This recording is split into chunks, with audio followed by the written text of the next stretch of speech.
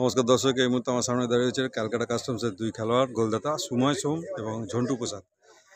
Customs আজকে 3-1 গোলে পাটচক্রকে হারিয়ে দিল এই নয়াটি স্টেডিয়ামে। তো ঝন্টু প্রসাদ প্রথম গোলটা দিয়েছিলেন পেনাল্টি থেকে। তো যাই হোক, এই 3-1 গোলে জয় এবং তোমাদের 8 ম্যাচে 13 পয়েন্ট হলো আজকের নিয়ে, এবং লাস্ট ম্যাচটা তোমাদের ড্র ছিল, আজকের জয়। কি বলবে আজকের ম্যাচ নিয়ে? বলো। আমরা অনেক দিন ধরে একসাথে রয়েছি। আমরা ভালো প্র্যাকটিস করছি অনেক দিন ধরে, কিন্তু আমরা অনেক ম্যাচ জিততে পারছিলাম না, কিছু কারণে পয়েন্ট লস হয়ে যাচ্ছিল। তো অনেক দিন পর ম্যাচ জিতে ভালো লাগছে, আর টিমকে গোল করে জিতিয়ে আরও ভালো লাগছে।